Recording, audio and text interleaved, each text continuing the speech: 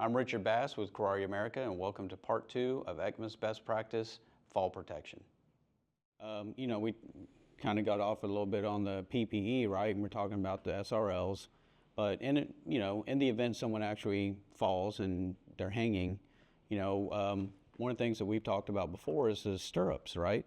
Because one of the biggest things that could happen is if someone's hanging and they're waiting for someone to come get them, and they don't have that ability to be able to relieve the pressure off their legs, they're actually cutting blood flow, and it could cause severe damages. So I know it's something that some people use, some people don't, some people mandate, some people don't. It's definitely not a compliance issue, but it's available for everybody.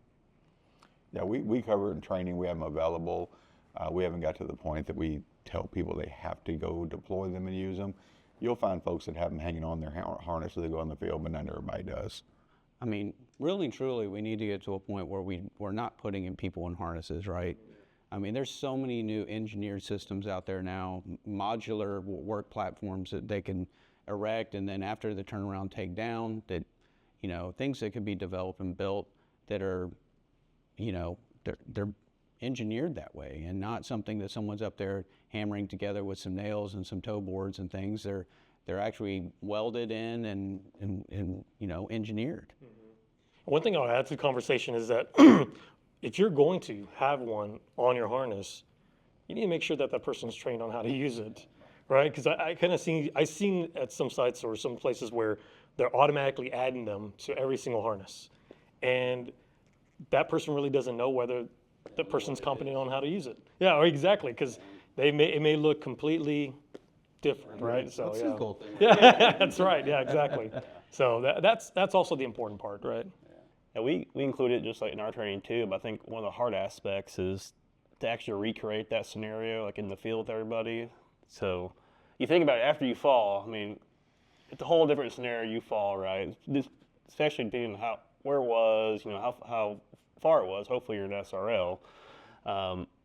But really to get people like hanging, suspending from a harness and then try to put the stirrups on is like a whole different question than being in class and saying, hey, yeah, you just unfold these and you step in them, and you pull yourself up. It's like a practicality versus in-field actual use. I mean, I think it's drastically different. I think that's one of the key areas that we'll have to focus on is actually be able to train those folks in the field, on simulations, right, to get that experience, because a lot of people have them, but they don't have that, experience or, gone through the motions before. So it's like a whole different approach. When we say we want to train someone on and have these available, but actually going through it and doing hands-on training, I think that will be a big key to get them really popularized in the future. Yes, I mentioned in a previous subject our learning center that we have at our site.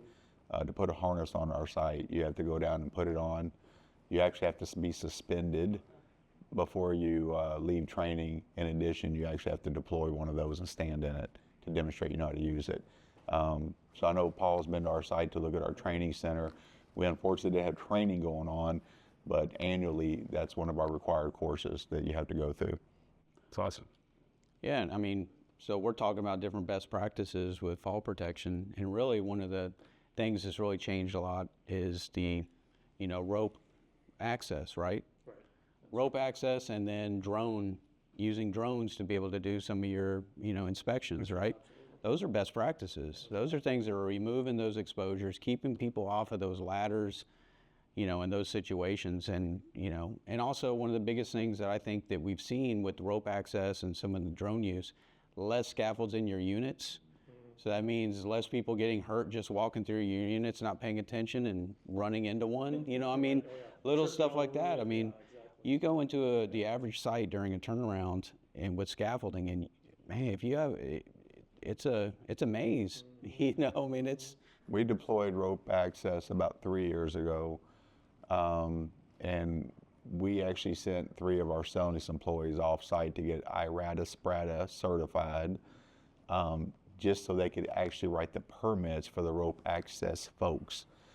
We couldn't expect process experts to go write a permit for something they have no idea what was going on. Our rope access has gained such popularity that we have a resident rope access team on our site.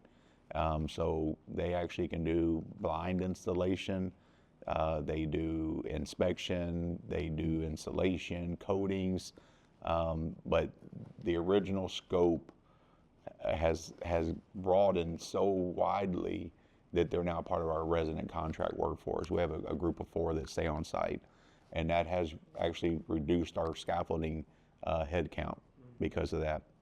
We don't have enough work on one site to have, to have a rope access team, but we have used rope access in lieu of putting up a scaffold that we only needed for, it was a large scaffold for just for a short time, and putting up the scaffold was going to take longer than the work. So in those instances, we also reach out to a team that is certified for rope access, and we can get the work done quicker, and we just don't have the exposure. Exactly. So less exposure, less people having to climb up there. And then when, again, let's just say, your flare now, doing inspections on your flare, you used to have to put someone in a man basket or climb the ladder, right?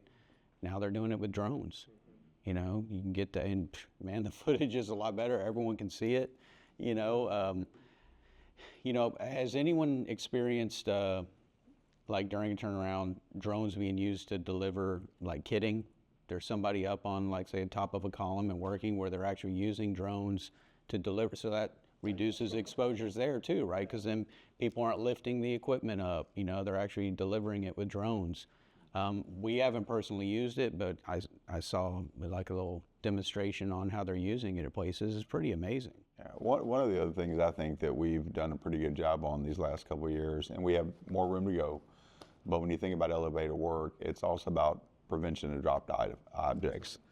So many times you see folks that just barricade the perimeter of their barricade because it's very easy, or their scaffolding because it's very easy, but even if something just toppled over the side, there's no way it's going inside that barricade. So the deployment of orange netting, whether it's on a permanent platform or scaffolding, if it's considered in a staged area, we actually use a material staging tape. It's not, we don't get overwhelmed by yellow and red tape everywhere.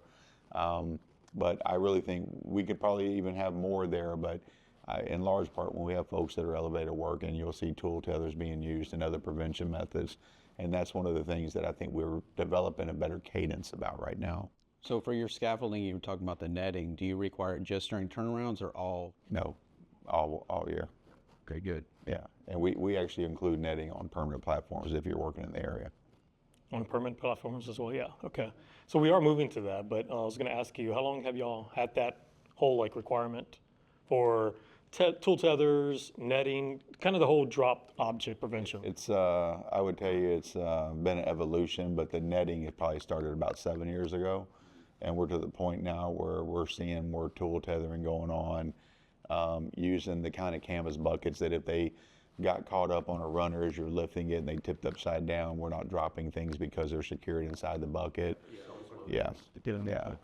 But, we lay plywood down on grading to prevent nuts and washers from falling through grading, and just different things like that. We still have a ways to go, trust me, but we start the evolution of elevator work in totality, not just PPE or scaffolding, but when you consider all that. In addition to the tool tethers, we've also started tethering off hard hats because they have a tendency to lose those as well, and some chin straps, right? But you're popular there. I prefer the chin strap to the hard hat tether. Yes, I do. It's easier. Well, we see the OSHA's gone to the helmets, right? Yeah. How many people have had those discussions, or is anyone doing that yet? We had the discussion. We have them. Yeah. If you work elevated, it's an option. They're not required, but they're one of our standard issue items in our tool room. But about 3 years ago, we deployed chin straps if you work elevated. So if you leave the grade, you have to put on a chin strap. Yeah, we have our emergency response team, our guys that do the rope rescue, and they all have those, the helmets, right? And it was years ago, and they started asking, well, hey, can we wear these in place of our hard hats?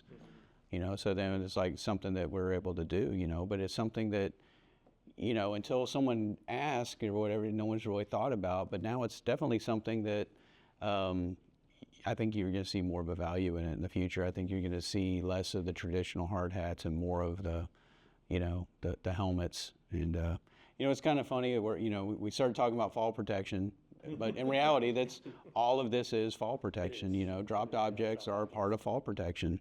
So it's, good conversations. Thank you everybody for coming out today, and again, thank you for joining us today. And catch us next time for another best practice.